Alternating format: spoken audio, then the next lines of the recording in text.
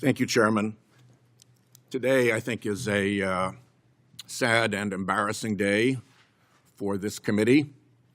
As it looks like on a party line vote, we are going to advance out of this committee probably the most discreditable person ever to seek the office of Attorney General of the United States. The reasons to vote against him number in the hundreds, but let's just focus on a few where my Republican colleagues purport to have great concern. Let's start with the Epstein files, where Todd Blanche participated in the cover-up, continues to participate in the cover-up, and is responsible for a massive screw-up of the release of the documents. Cover-up and screw-up on the Epstein files. What do I mean by cover-up? Well, first, they looked at 4 FBI 302s that were the testimony of a woman who told the FBI in a formal statement that she had been sexually assaulted and physically assaulted by Donald Trump around 13 or 14 years of age. Of those 4 302s, they released 1, the one that did not mention Donald Trump. Well, fortunately for transparency, these documents had been released in other areas and bait-stamped. So people figured out that some were missing. And with that, the other 302s that mentioned Donald Trump had to be produced. Only because they got caught were those 302s produced. And right now, as we sit here, Todd Blanche is still sitting on 37 pages that are almost certainly the agent's notes off of which the 302s were taken. That should be disclosed under the Epstein files law, but instead, those 37 pages remain covered up. Where else did the cover-up go? Well, the Department of Justice received suspicious activity reports from the Treasury Department about Epstein's accounts, many of them related to Russia. You'd think that an investigative body like the Department of Justice could look at a document called Suspicious Activity Report and deduce that there might be suspicious activity. But did they even have a look? Billions of dollars in Epstein fund transfers, and the Todd Blanche Department never even had a look. And then you get to Ghislaine Maxwell, where a deputy attorney general flew to Tallahassee to have a private meeting with a woman convicted of participating in Epstein's depravity. And what was the upshot of that meeting? Was it to get more information about who else was culpable, about whose secrets were still being kept? No. It was to get exculpatory information about Donald Trump and then reward her with a move to a club-fed prison. Now, the nominal excuse for that is, oh, she was in danger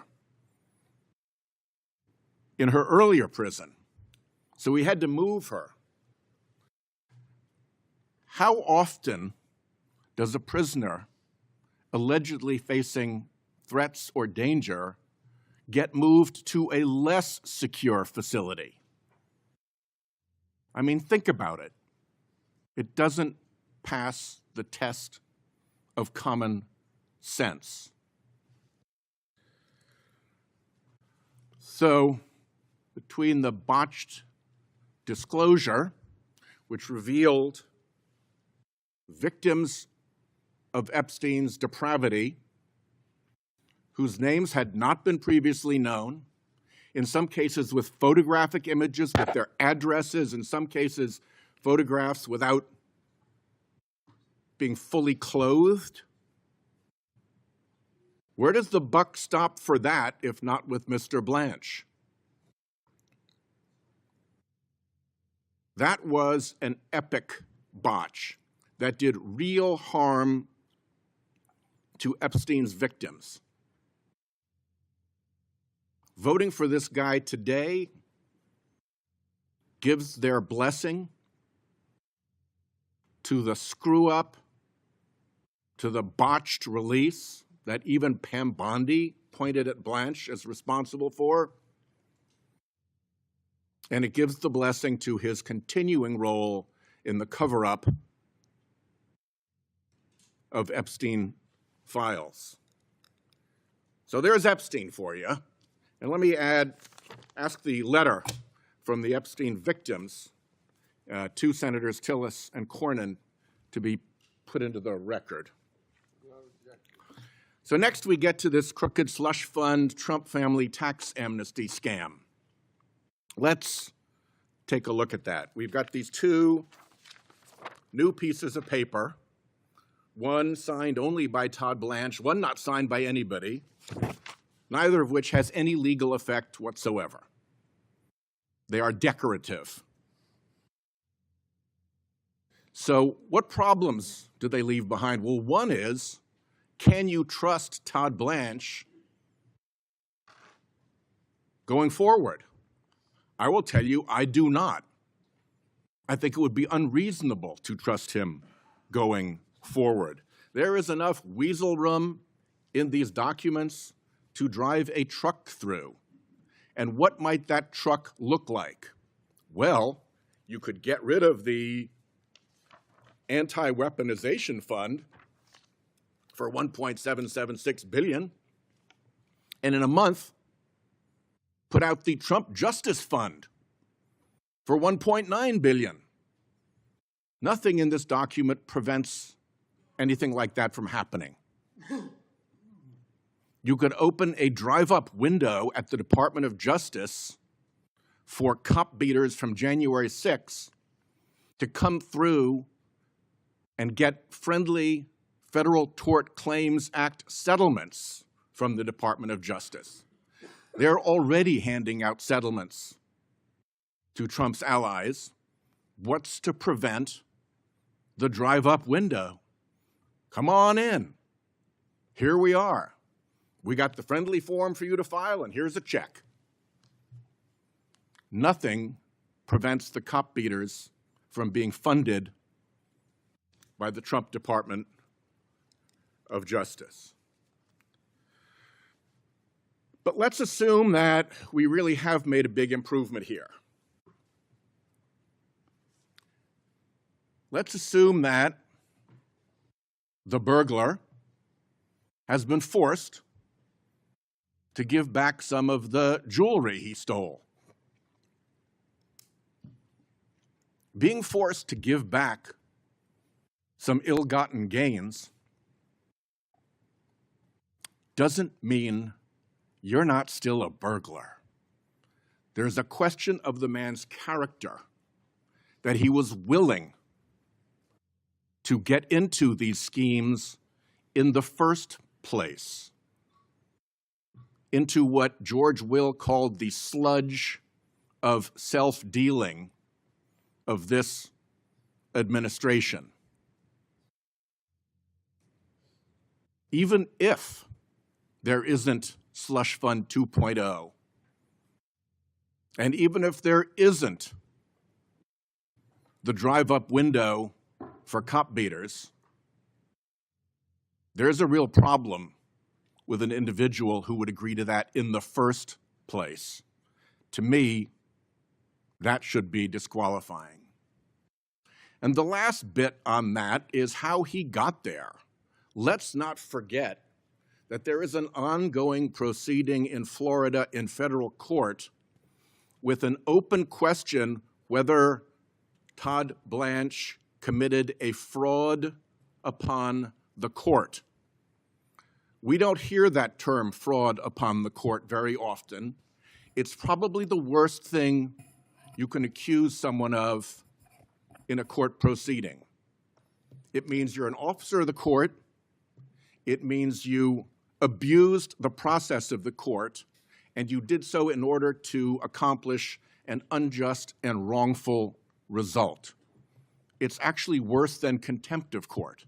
It is so bad that in the history of the Department of Justice, no senior official has ever been even accused of a fraud upon the court. And we're advancing this guy before that question is settled in Florida, while there's still a bar issue, a disciplinary issue with the New York bar related to that misconduct.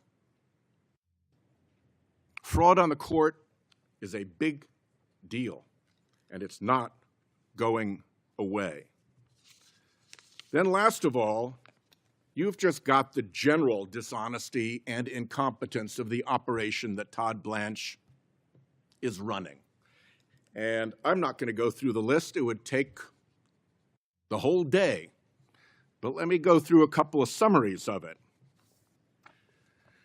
The Economist magazine, not exactly a left-wing publication, had its lead article, its cover article,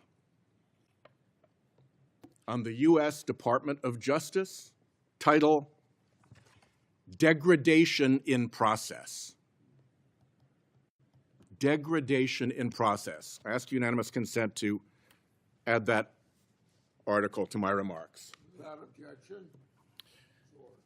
Then here's a story from ProPublica. Federal judges chastised Trump's Justice Department for unlawful, unethical, and unseemly conduct. I'll just read the first sentence. Across the country, federal judges are calling out Department of Justice lawyers, questioning in unprecedented ways whether they can be trusted to tell the truth or uphold centuries-old legal norms. I ask unanimous consent that that article be added to the record. Without objection. So ordered. And then there's a group called Just Security, which reads through decisions from federal judges around the country and gathers the incidences in which the federal judge has challenged the integrity or the competence of the Department of Justice. It's about this thick. I'll just ask to have its introduction put into the record. If my colleagues want to go and look and see what the avalanche of misconduct that Blanche's leadership has precipitated looks like, you know where to find the report. Here's the introduction. It talks about the presumption of regularity, a judicially created doctrine with a long and contested history. The doctrine affords the executive branch a distinct advantage by instructing courts to presume that executive officials have properly discharged their official duties. And what the report characterizes is the destruction of that presumption of regularity in this Department of Justice. So I ask unanimous consent that that be added as well.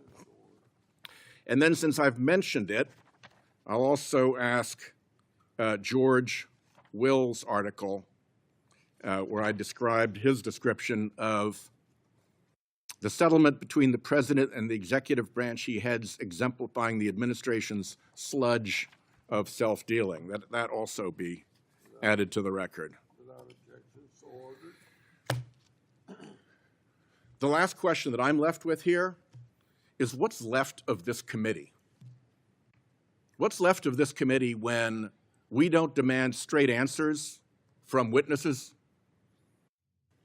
How many times has this Department of Justice been asked what became of the $50,000 that the FBI reported that it handed to Mr. Homan in a bribery sting?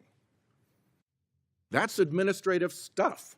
That gets reported. There's an account. You've got to check the money out. If you get the money back, you've got to check the money back. There's an administrative trail. We can't get any information about that. Our Republican colleagues see no evil, hear no evil, and speak no evil. Kash Patel virtually certainly lied to this committee sitting in front of us. Is there any interest in that? At a time when Republicans in Congress seem agitated about Biden officials lying to Congress? We got lies right here, folks. I don't know where this committee goes after it stops being taken seriously, because all you have to be is on the right partisan side to get this committee to roll over and play dead. Thank you, Chairman.